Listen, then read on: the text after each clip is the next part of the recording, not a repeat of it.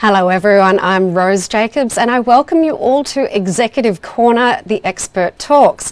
Today I'm speaking with Sam Korkees, co-founder and National Sales Manager for EVSE. Here at 𝐊𝐴𝐴 we bring you industry leaders, successful business owners, market and equity advocates all under one roof to help you discover the insights of the stock markets and help you understand how you can create multiple passive income streams. Sam Korkees, you are the co-founder and sales manager of EVSE, which is Australia's #1 supplier and installer of universal electric vehicle chargers. Can you start by giving us an overview of EVSE and what you provide for the electric vehicle market? Absolutely, and thanks, Rose, for having me. As everyone knows, the electric vehicle market at the moment is essentially the topic that everyone's talking about. We've been in operation for about 6 years. Funny story of just a startup in my mum's garage while we, build up the capital to be able to build our business. And we provide a kind of end-to-end solution for, any electric vehicle driver when it comes to EV charging. We have an online e-commerce store that allows you to essentially buy all your bits and pieces involved in EV charging. And then we've got our services and solutions part of the business, which really enables fleet owners, businesses, multi-res developers to actually implement EV charging solutions across their developments and businesses. And then the final part, what brings it all together is the software. As everyone knows, the Internet of Things is the future, and these machines are just becoming just a small part of this greater energy piece. And the goal of our company is pretty simple. We want to help people achieve energy autonomy, clean energy, obviously, but I think what we're really about is making it easier to own an EV. That's what it's all about. I love a good startup that begins in the garage, that's for sure. So you've risen to some significant success with this business, and I'd love to know what infrastructure and resources are required, in your opinion, to support mass adoption. Oh, it's across Australia.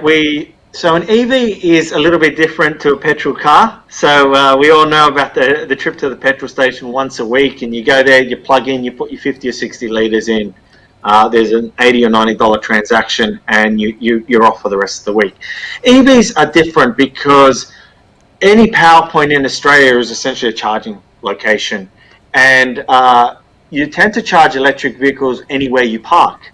So you can charge your vehicle at home, you can charge your vehicle at work, and then you can also charge your car destination-wise on those big DC chargers that are being built and developed. So the mix is quite different. We know in Europe the kind of mix is about 80-20, so 80% of charging is being done at home or at work, and then 20% is done in the public infrastructure. And we need a range of measures that support all these aspects.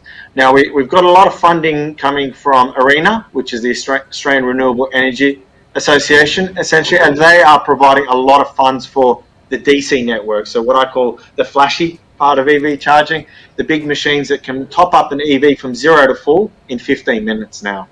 And that's huge because we know we go to a petrol station, it takes about 5 to 10 minutes, and we need to replicate that experience. But at the same time, you can charge at home, you can charge at work, you can use solar. And when you do things like that, you can operate an electric car at about 1/3 of the price. Some very exciting times, that's for sure. So what tax and incentive schemes will governments use to spur EV adoption and build out of charging infrastructure? Yeah. Australia right now, I reckon we're a little bit behind. In Europe, the USA, China, Japan, even India, they are really going headfirst into the EV industry, and they've provided subsidies across the range. As I said, right now we're starting to see some subsidies. We really are. In New South Wales, they're about to announce, they will sign into legislation a reduction in stamp duty. They'll sign into legislation I believe it's a $3,000 to $5,000 discount on EVs. We're already seeing, as I mentioned earlier, ARENA providing subsidies to provide EV charging infrastructure. But I believe we need a little bit more, and the reason I say that is I mentioned energy autonomy. Australia produces lithium. Australia produces an abundance of sun and solar and green energy, potentially, if we invest more in. And then, of course, we are an energy superpower when it comes to gas and coal. And that's obviously not the way we want to charge cars. What we need is incentives for workplaces and businesses and homes, not only to install EVs, but to also slightly subsidize their costs.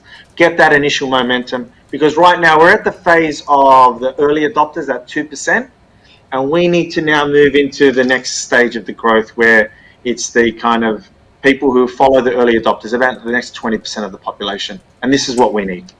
So do you believe that power grids will be able to handle increased electricity demand from EVs? Yeah, that's a question I think a lot of people ask, Rose, and thank you for asking it. The grid is designed, and the Australian grid is a very powerful one, and we do have an abundance of energy, but it's at different times of the day. So if anyone familiar with the national energy markets, during the middle of the day, the sun's shining, we've got all these solar arrays at homes and businesses, they're all feeding into the grid, and we have a bit of an abundance. Then what happens at 5 o'clock to 8, we all get home, we turn the lights on, we turn the air conditioner on, we plug our cars in, and that could be a potential risk to the grid. The good news is, however, is we already have smart charging capabilities that allows energy companies to kind of shave the loads across the times of day. So we've already seen some initial studies from the likes of AGL, Origin, and so on, and EVSE has the technology to do that. Then what we also have seen is these big batteries. So they've been built by the South Australian government, and AGL has just announced on Torrens Island that they'll be building a 250 megawatt battery. That acts as a kind of solar sponge and allows them to kind of shift and shape loads across the day.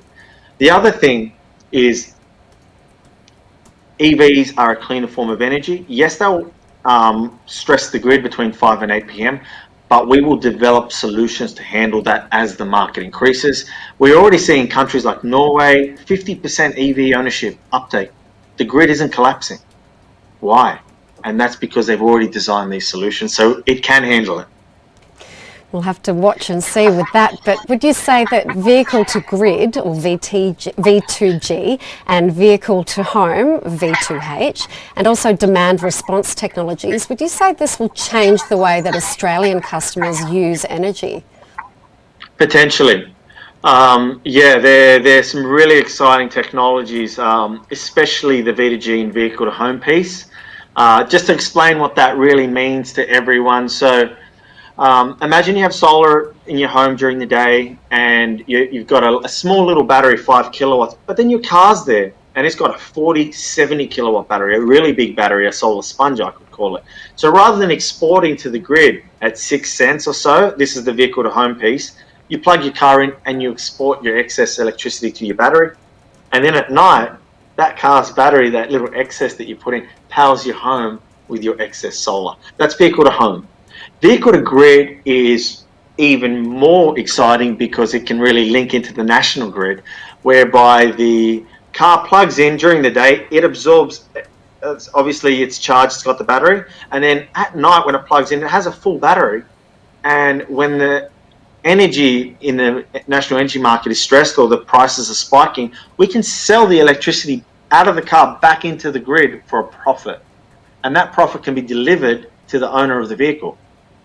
And so these are some of these exciting technologies. And then I mentioned demand side response.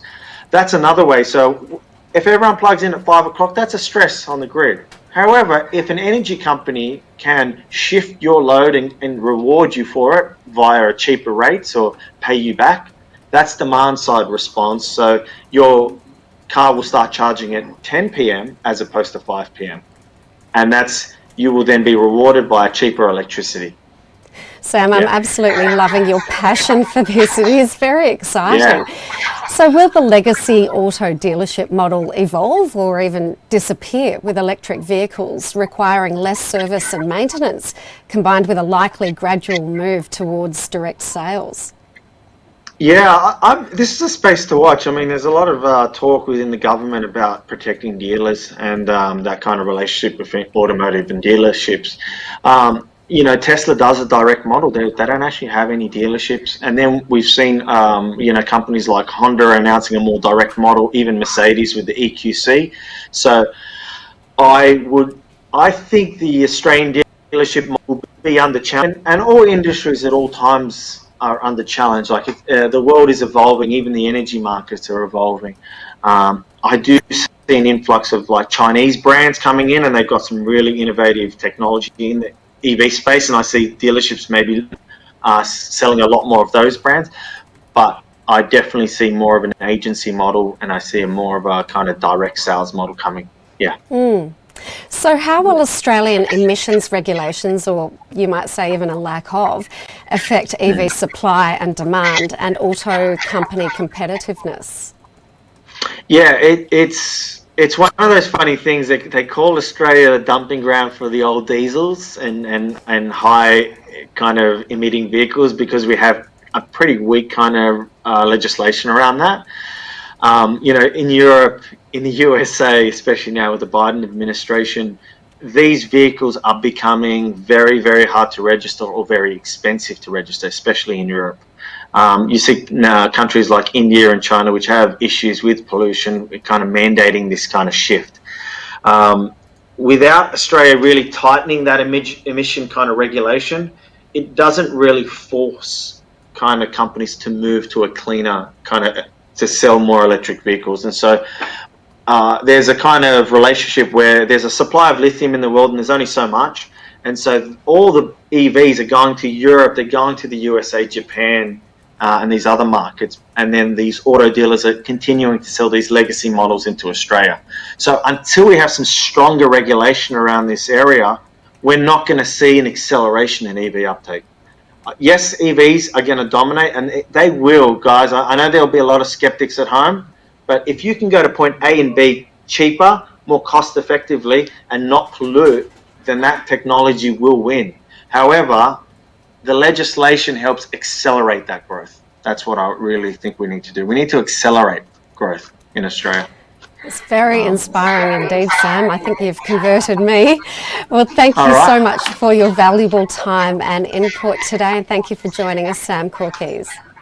That was great, Rose. Thank you. And thank you to the viewers of 𝐾𝐞 Media. Thank you for having me. And feel free for anyone to reach out directly to EVSE if they have any questions on EV charging or EVs in general.